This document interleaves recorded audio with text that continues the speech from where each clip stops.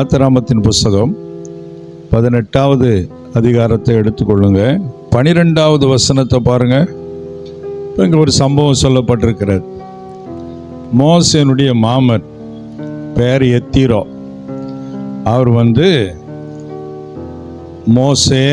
மோசேனுடைய மனைவி பிள்ளைகள் எல்லாம் எப்படி இருக்காங்கன்னு பார்க்க வர்றார். வர்ற இடத்துல மோசையை பார்த்தா வீட்டில் ஆளை காங்கலை, ஊழியத்தில் ரொம்ப பிஸியாக இருக்கிறார். காலையிலிருந்து சாயங்காலம் மட்டும் மக்கள் யாருக்கு முன்னால் நிற்கிறாங்க? மோசேட்ட. ஏன்னா 20 லட்சத்துக்கும் மேற்பட்ட ஜனங்கள். அப்போ டெய்லி பிரச்சனை வந்திருக்கும் பாருங்களேன். என்னை அடிச்சிட்டான், என் மனைவி போயிட்டா, என் பிள்ளைய காணலை, அதை காணலை, வழக்கு பிரச்சனை. அப்போ எல்லாம் மோசை உட்காந்து ஜெபம் பண்ணி பார்க்குறார். மோசனுடைய மாமனார் மருமகன் காலையில் வீட்டை விட்டு போனாலும் இன்னும் வீட்டுக்கு என்ன செய்யலை, வரலை.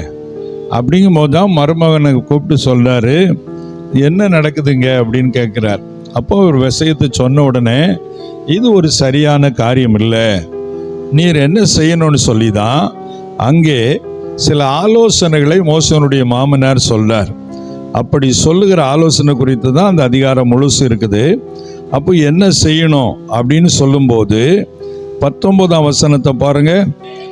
இதுபடி தான் பாஸ்டர் மாமனார்கிட்ட ஆலோசனை கேட்டிருக்கிறார். ஏற்கனவே மோசைக்கு ஆலோசனை சொன்னது யார் தான்? மாமனார். இடையில் மோசை பார்த்தீங்கன்னா தேவனோடு முகமுகமாக பேசுகிறவர், அப்படி தானே? 40 நாள் மலையில் உபவாசம் பண்ணி இருந்து 10 கட்டளையை டைரெக்டாக மோசையை ஆண்டவர்கிட்ட வாங்கின ஆள். அப்போ இப்போ மோசேனுடைய மாமனார் இந்த ஆலோசனை சொல்லும்போது மோசேனுடைய உள்ளத்தில் எவ்வளவு தாழ்மை பக்குவம் இருந்திருக்குங்கிறது அதை பார்க்க முடியுது. ஒருவேளை இன்றைக்கு மருமகன் இப்போ எனக்கு ஆலோசனை சொல்லுங்கன்னு கேட்குறாங்க. நிறைய காரியத்தை நாங்கள் டிஸ்கஸ் பண்ணுறோம். நிறைய நல்ல ஒரு மனதை எங்களுக்குள்ளே தந்திருக்கிறார். அதற்காக கர்த்தருக்கு ஸ்தோத்திரம். அல்லேலூயா. ஆனால் ஒருவேளை சில ஊழியங்களிலே நான் பார்க்குற போது ப்ராக்டிக்கலாக என்ன நடந்திருக்கும் அப்படின்னு கேட்டால், மோசேனுடைய மாமனார் இப்படி சொன்ன உடனே மாமனார்கிட்ட எதிர்த்து பேசியிருக்க மாட்டார். உடனே என்ன செய்வார்னா மனைவியை கூப்பிடுவார். இதை பாரு, உங்கள் அப்பா வந்தாரா, நல்லா விருந்து சாப்பிட்டாரா, போனாரான்னு இருக்கணும். இங்கே அந்த ஐடியா சொல்கிறது இந்த ஐடியா சொல்கிறதுலாம் நம்மகிட்ட என்ன செய்யக்கூடாது, இருக்கக்கூடாது. நான் கர்த்தரடியே பேசுகிற ஆள். ஒரு லேலியா சொல்லுங்களேன். அவரையே நான் நேரடியாக பார்க்குற ஆள். உங்கள் அப்பா பார்த்துருக்காரா அப்படி சொல்லக்கூடிய ஊழியக்காரங்க இருக்கிறாங்க. ஆனால் மோசே அப்படி சொல்லலை.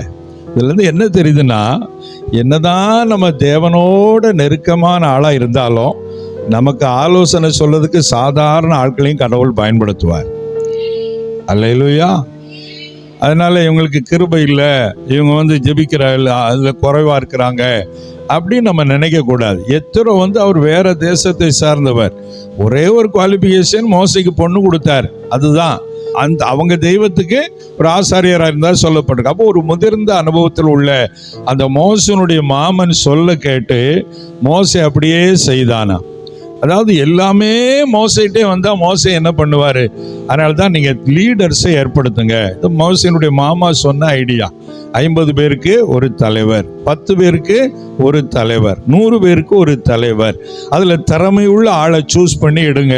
அப்போ அவங்ககிட்ட கொடுங்க. சின்ன சின்ன பிரச்சனையெல்லாம் அவங்களே என்ன செய்யட்டும், தீர்க்கட்டும். பெரிய பிரச்சனைனா உங்கள்கிட்ட வரட்டும். அப்படின்னா எல்லாரும் பயன்படுத்தப்படலாம், நீங்களும் சுகமாக போய் சேரலான்னு சொல்லி ஆலோசனை சொல்கிறாரு. அல்லேலூயா. பைபிள் சொல்லுது, ஆலோசனைக்காரர் உண்டானால் சுகம் உண்டாகும். அதனால ஆலோசனை, அதுக்கு தான் நம்ம எல்லாம் இந்த நாளிலே கூடி வந்திருக்கிறோம். அதனால தான் கர்த்தர் 5 டீமை இந்த சபையில் கர்த்தர் எழுப்பி கொடுத்துருக்கிறாரு. எப்படி மோசைக்கு அந்த 50 பேருக்கு தலைவர், 10 பேருக்கு தலைவர் இருந்தாங்களோ, அதே போல தான் கர்த்தர் உங்களை தலைவர்களாக ஏற்படுத்தி இருக்கிறார். ஆமைன்னு சொல்லுங்க. நீங்களாம் தலைவர்கள், தலைவிகள். ஆமாம் தானே? அந்த அதிகாரத்தில் யாத்திராம் 18 அதிகாரத்தை நீ எடுத்துக்கொண்டீங்கன்னா 25ஆம் வசனம் 26ஆம் வசனத்தை பாருங்க. அப்போ சின்ன சின்ன பிரச்சனைகள் எல்லாம் யார் தீர்க்கணும்?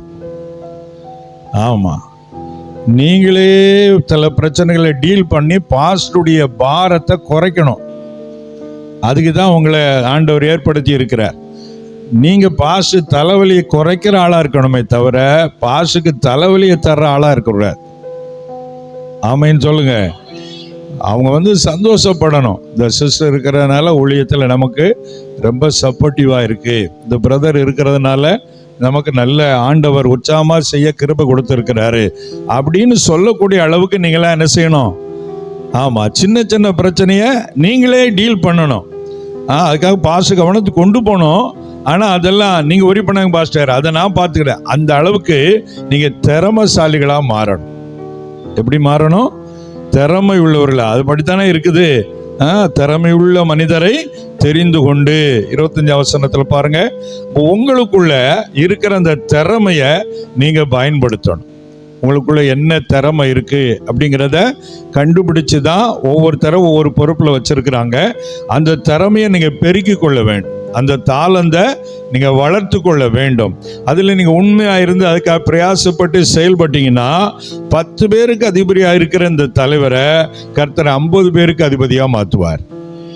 கொஞ்சத்திலே உண்மையா இருந்தால் அநேகத்தின் மேல் அதிகாரி ஆக்குவார். அதனால இந்த சின்ன ஊழியத்தை, கர்த்தர் தந்திருக்கிற ஊழியம், அதை உண்மையா செய்யணும் அப்படின்னு நீங்க டெடிகேஷனோட செய்தீங்கன்னா கர்த்தர் பாப்பார், உங்களை நாளுக்கு நாள் உயர்த்துவார். அல்லேலூயா. அது ரொம்ப ஒரு முக்கியமான காரியம். இதிலே நீங்கள் கவனமாக இருக்க உங்களை அன்போடு நான் கேட்டுக்கொள்கிறேன். நமக்கு வந்து சீசத்துவ கருத்தரங்கு மாதிரி சொன்னாங்க.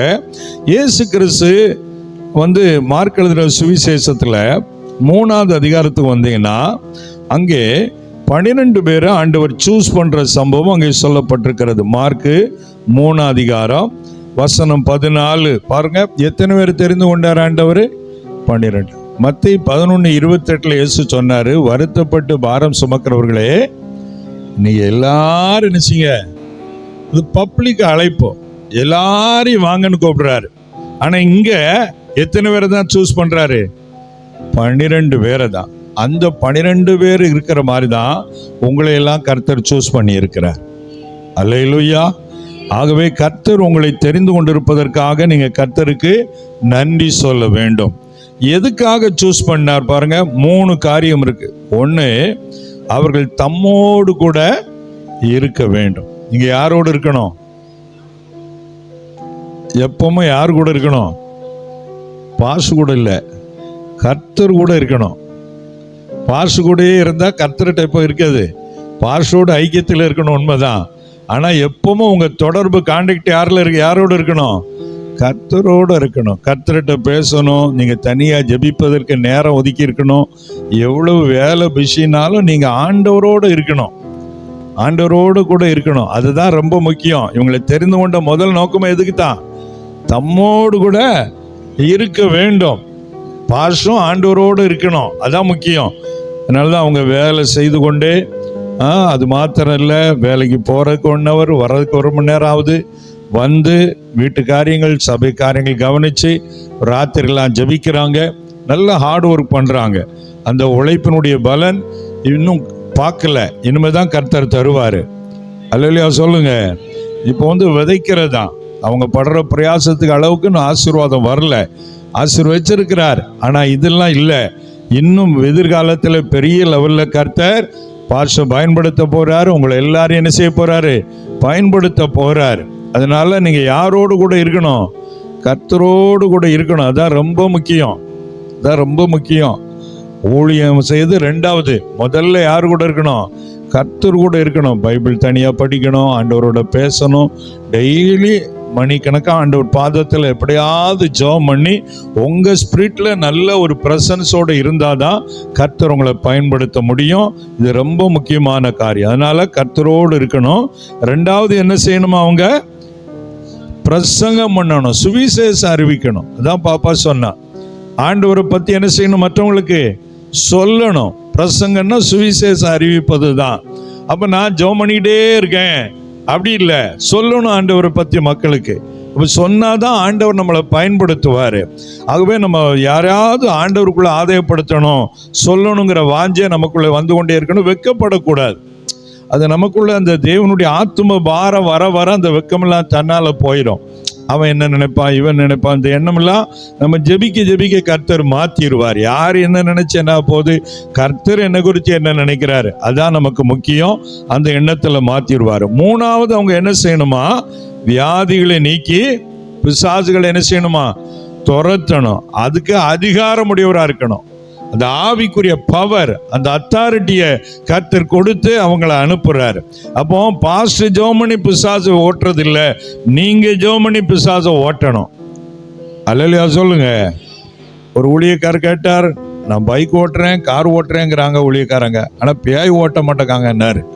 அப்போ பைக் ஓட்டுறது கார் ஓட்டுறதை விட எதை ஓட்டணும், பேயை ஓட்டணும். இது சொல்லும்போது ஒருத்தர் தமாசா சொன்னார், நான் 30 வருஷமா ஒரு பேயத்தையா வீட்டில் வச்சு ஓட்டிக்கிட்டு இருக்கேன் அப்படின்னுட்டாரு. அந்த மாதிரி பேய் இல்லை. ஒரு அல்லேலூயா சொல்லுங்க. கர்த்தருக்கு ஸ்தோத்திரம். நம்ம ஆண்டவர் நாமத்தில் என்னத்தை ஓட்டணும், பேயை ஓட்டணும். அல்லேலூயா சொல்லுங்க. அப்போ அதாவது இப்போ சின்ன ஊழியம், கொஞ்சம் ஆத்துமா பாஸ்டே ஜெபம் பண்ணி, அப்போ பாஸ்டர் அம்மாவும் கர்த்தர் பயன்படுத்துறாரு. கர்த்தர் ஸ்தோத்திரம். திடீர்னு ஒரு 500 பேர் வந்துட்டா, பாஸ்டே 500 பேருக்கு ஜெபம் பண்ண முடியுமா? அப்போ அந்த மாதிரி வர்றதுக்குள்ள நீங்க எல்லாம் ரெடி ஆயிடணும். அல்லேலூயா சொல்லுங்க. பாஸ்டர் இந்த புஸ்தகத்தை எங்கிட்ட விட்டுருங்க, நாங்க பார்த்துக்கிட்டோம் அப்படி சொல்லணும். நீங்க எல்லாமே பாஸ்டர்னா பாஸ்டருக்கு டென்ஷன் ஆயிரும் ஏற்கனவே. எப்படின்னா அந்த ஒரி டென்ஷன் ஆக வச்சிரும். அப்ப நீங்க அதுக்கு தான் அந்த ஒரியை குறைக்க தான் உங்களை கர்த்தர் ஏற்படுத்தி கொடுத்திருக்கிறார். எண்ணாகமத்தின் புஸ்தகத்துக்கு வாங்க, அதுல 11வது அதிகாரத்துக்கு வந்தீங்கன்னா அதுல மோசே ஒரு ஜெபம் பண்றாரு. 11ஆம் அதிகாரத்துல வசனம் 11ல இருந்து 15ஆம் வசனம் வரைக்கும் இருக்குது. அதுல பாருங்க, 14ஆம் வசனத்துல 15ல என்ன கேட்கிறார் பாருங்க, ஜனங்கள் எல்லாரையும் என்னால சமாளிக்க முடியல. ஜெபத்து பார்த்தீங்களா, இப்பவுமே என்ன செஞ்சிடும். ஏன்னா அந்த ஜனங்கள் படுத்துற பாடு, ஒரு பாஸ்டர் பாட்டை எழுதியிருக்கிறங்க, பாஸ்டர்மார்களை என்ன செய்தாங்களா, மக்கள் புரட்டி எடுக்கிறாங்களா, அப்படிதான் எடுப்பாங்க. மோசையை பாருங்க, 20 லட்சம் ஜனங்கள், ஒருத்தன் தண்ணி இல்லைங்க, உணவு இல்லைங்க, சாப்பாடு இல்லைங்க, ஏன்னா காணாது போயிருவேங்க, இந்த அப்பத்தை சாப்பிட்டு என்னன்னு சாப்பிட எனக்கு இறைச்சி இல்லைங்க, என்ன பாடுபடுத்துறான் பாருங்களேன். இன்னொரு குரூப் எழுமின்னுட்டு இவன் தான் பெரிய ஊழியக்காரனா, நான் ஆயிடுவேன் ஆசாரியப்பட்டான், அவன் ஒரு குரூப்பு திரட்டிட்டு வந்துட்டான். டெய்லி பாடு. அதெல்லாம் மோசே ஜெபிக்கிற, ஆண்டவரே என்னை தாங்க முடியலப்பா, தயவு செய்து உன் கிருபை கிடைச்சா என்ன எரிஞ்சிடும். அப்ப எவ்வளவு வேதனை பட்டிருப்பான் பாருங்களேன். அதனாலதான் கர்த்தர் என்ன செய்யறாரு, அதான் கர்த்தர் நல்லவர். ஒரு அல்லேலூயா சொல்லுங்களேன். உடனே பாருங்க ஆண்டவர் என்ன செய்யறாரு, அதே அதிகாரத்துல 16ஆம் வசனத்தை பாருங்க. ரொம்ப உடஞ்சி என்ன 90 ஆண்டவரேன்னு கேட்கும் போதான், மோசே அப்படின்னு என்னன்னு சொல்லாத, நான் உன் பாரத்தை சுமக்கிறதுக்கு ஒரு 70 பேரை தர்றேன். அப்ப நீங்கெல்லாம் யாரு, அந்த 70 பேர் மாதிரிதான். யாருடைய பாரத்தை சுமக்கணும், பாஸ்டருடைய பாரத்தை சுமக்கணும். பாஸ்டர் பொருளாதார தேவைக்கு என்ன செய்வேன்னா, அப்ப அந்த பாரம் உங்களுக்குள்ள ஆண்டவரே பாஸ்டர் இதனால ரொம்ப வருத்தத்தோடு இருக்கிறாங்கப்பா, நீங்க ஒரு அற்புதம் செய்யுங்கப்பா, நீங்க ஒரு கிரியை செய்து தேவை, அப்படி நீங்க ஜெபிக்கணும். அந்த பாரத்தை நீங்க சுமக்கணும். ஒரு ஆமேன்னு சொல்லுங்க. மற்றவங்க குறைவா பாஸ்டர் சொன்னாலும் நீங்க விட்டு கொடுக்க கூடாது. விசுவாசிகள் சொன்னா, ஆமா இவருக்கு வேற வேலையே இல்லை, ஒண்ணுன்னா சொல்லிக்கிட்டே இருப்பாரு, அப்படிலாம் சொல்லக்கூடாது. அவங்க அந்த தேவனுடைய பாரத்தை சொல்லும் போது அவங்களோட சேர்ந்து நீங்களும் அந்த பாரத்தை என்ன செய்யணும், சுமக்கணும். கர்த்தர் சொல்றாரு, அந்த மூப்பர்களை கூட்டிட்டு வா, உன் மேல இருக்கிற ஆவியை அவங்க மேல வைப்ப. அப்போ பாஸ்டர் மேல வைக்கிற அபிஷேகத்தை கர்த்தர் உங்க மேல வைக்க விரும்புறாரு. ஆமேன்னு சொல்லுங்களேன். அப்போ ஒரு பாரம்னா அந்த 70 பேரும் சேர்ந்து அந்த ஊழியத்தை செய்யும் போது கர்த்தருடைய நாம் மகிமை அடைகிறது, பாஸ்டருக்கு பாரம் குறையுது. அப்படி குறையும் போது என்ன, இன்னும் தேவனோடு அவங்க அதிகமா இருக்கலாம், இன்னும் புது தரிசனத்தை வெளிப்பாடுகளை பெற்றுக்கொள்ளலாம், இன்னும் புதிய திட்டங்களை ஆண்டவர் கொடுப்பாரு. அப்போ அதுக்கு தான் கர்த்தர் உங்களை எல்லாம் கூட்டி சேர்க்கிறாரு. நீங்க கொடுக்கப்பட்டிருக்க பொறுப்பு சாதாரண பொறுப்பு இல்லை. அதனால நீங்க எல்லாம் அதை உண்மையா செஞ்சீங்கன்னா வர நாட்கள்ல ஊழிய பெரிய அளவுல வளரும் போது அதற்கேற்ற பலனை கர்த்தர் உங்களுக்கும் தருவாரு. அல்லேலூயா. கர்த்தருக்கு ஸ்தோத்திரம் உண்டாட்டும். அதனால நீங்க பாஸ்டரோடு இணைந்து நெல்லுங்க, தேவனோடு அதிகமா உட்காருங்க. ஆண்டவர் உங்களை ஆசீர்வதிப்பார். அல்லேலூயா சொல்லுங்க. பாஸ்டருடைய மூலமாக நம்ம செய்தி கேட்க போகிறோம். ஆனால் ஒரு சில வார்த்தைகளை மாத்திரம் நான் ஒரு 2 நிமிஷத்தில் சொல்லிவிட்டு நான் பாஸ்டர் கையில் கொடுக்குறேன். நீங்கள் இந்த பொறுப்புக்கு உண்மையாக இருக்கணும். முதல்ல கர்த்தர் தந்த பொறுப்புக்கு எப்படி இருக்கணும்? உண்மையாக இருக்கணும். கர்த்தர் பார்க்குறாரு அப்படிங்கிற எண்ணத்தோடு எதை என்ன செய்யணும்? செய்ய வேண்டும். முக்கியமாக 2வது காரியங்களை அறிந்து செயல்படுகிறவர்களாக இருக்க வேண்டும். இப்போ உங்களுக்கு என்ன பொறுப்பு கொடுத்துருக்குறோம் அதை இன்னும் எப்படி டெவலப் பண்ணலாம் அப்படிங்கிறதுல நீங்கள் கவனம் செலுத்தணும். வழக்கமாக செய்த மாதிரியே செய்துகிட்டே இருக்கணும்னு நினைக்கக்கூடாது. பாருங்கள், கம்ப்யூட்டரில் நம்ம சிஸ்டம் வச்சுருந்தா அப்டேட் பண்ணிக்கொள்ளுங்கன்னு சொல்லி அந்த சாஃப்ட்வேருக்கு அப்டேட் அடிக்கடி கொடுத்துக்கிட்டே இருப்பாங்க. தெரியுமில்ல எல்லாருக்கும்? அப்டேட் இல்லைன்னா வைரஸ் என்ன செய்யும்? அட்டாக் பண்ணிடும். அதே மாதிரி ஆன்டி வைரஸ் போட்டு வச்சு அதை அப்டேட் பண்ணி வச்சுருப்பாங்க. அது மாதிரி நீங்கள் உங்களுக்கு என்ன பொறுப்பு கொடுத்துருக்கோ அதை அப்டேட் பண்ணணும். அப்டேட்னா 2 வருஷத்துக்கு முன்ன உள்ள மாதிரி இப்போ இருக்கக்கூடாது. இன்னைக்கு அப்டேட்டில் கரண்டில் நீங்கள் வந்திருக்கணும். இன்னைக்கு ஒர்ஷிப்பில் என்ன விதமாக உலகம் முழுதும் பண்ணுறாங்க, இங்கிலீஷில் எப்படி பண்ணுறாங்க, தமிழில் எப்படி பண்ணுறாங்க, பைபிளில் எப்படி ஒர்ஷிப்பை பற்றி சொல்லி இருக்குது, இதெல்லாம் தெரிஞ்சு அதில் நீங்கள் அப்டேட்டடாக இருந்தீங்கன்னா புதுசாக ஒருத்தவங்க வர்றவங்க இந்த சபையில் வித்தியாசமாக ஆராதிக்கிறாங்க, அப்போ தேவ மகிமை வருதுன்னு சொல்லக்கூடிய அளவுக்கு உங்களை கர்த்தர் அப்டேட்டில் வைக்க விரும்புகிறார். ஒரு ஆமைன்னு சொல்லுங்க. இன்னும் பழைய வண்டியே வச்சு ஓட்டக்கூடாது. அதனால அப்டேட்டில் இருங்க. 2வது நீங்கள் புதிய காரியங்களை தெரிந்து கொள்வதிலே கொஞ்சம் நேரம் ஒதுக்குங்க. சிலருக்கு நல்லா ஜெபிப்பாங்க, நீங்கள் நாட்டில் என்ன நடக்குன்னு தெரியாது. அதான் வெளிநாட்டுக்காக ஜெபிப்போம் அப்படின்னு உடனே பீகாருக்காயா அப்படின்னு கேட்டார் ஒருத்தர். பீகார் எந்த நாட்டில் இருக்கு? அப்போ வெளிநாட்டுக்கு ஜெபம் பண்ணனா பீகாருன்னு சொல்லிக்கிட்டு இருக்கிறான். அப்போ என்னன்னா அதில் விவரம் தெரியல. அப்படி இருக்கக்கூடாது. நீங்கள் அப்போ உலக பிரகாரமாக நியூஸ் கேட்கணும். உலக பிரகாரமாக உலகத்தில் நாட்டில் இப்போ என்ன நடந்துக்கிட்டு இருக்கிறது அதெல்லாம் நீங்கள் தெரிஞ்சு வச்சுருந்தாதான் அதுக்கு ஏற்றபடி நீங்கள் ஞானமாக காரியங்களை செய்ய முடியும். அதே நேரத்தில் பைபிளையும் அதிகமாக படித்து பைபிள் காரியத்தில் நீங்கள் அப்டேட்டடாக இருக்க வேண்டும். பைபிளில் வசனம் எது எங்கே இருக்குன்னு உங்களுக்கு தெரிஞ்சிருக்கணும். அவை வசன அறிவிலையும் நீங்கள் தேரனுள்ள இருக்கான் போடு கேட்டுக்கொள்கிறேன். கடைசியாக செய்கிற காரியத்தை ஞானமாக செய்வோம். ஆண்டவரிடத்தில் ஞானத்தை கேட்க வேண்டும். ஆமைன்னு சொல்லுங்க. ஞானத்தை கேட்கணும். ஸ்தேவான் அப்போஸ்தல நாட்களில் அவங்க பரிசுத்தாவி மாத்திரம் இல்லை, எதுவும் நிறைஞ்சிருந்தாங்க, ஞானமும் நிறைந்திருந்தாங்க. சமையல் வேலை தான் செய்தாங்க 7 பேர். ஆனால் அதில் சேவானுக்கு மாத்திரம்தான் வல்லமையாக மாறணுங்கிற எண்ணம் இருந்தது.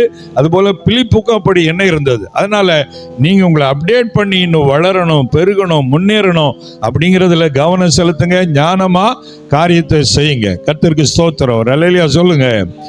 ஞானம், ஒருவன் ஞானத்தில் குறைவுள்ளவன் இருந்தால் ஆண்டவரிடத்தில் என்ன செய்யணுமா? கேட்கணும். ஞானத்தை கேளுங்க. கடந்த நாட்களில் நீங்கள் மீடியா டீம்லாம் நல்லா ஒர்க் பண்ணுறீங்க, ஹார்ட் ஒர்க்கு. கர்த்தர் உங்களை ஆசீர்வதிப்பார்.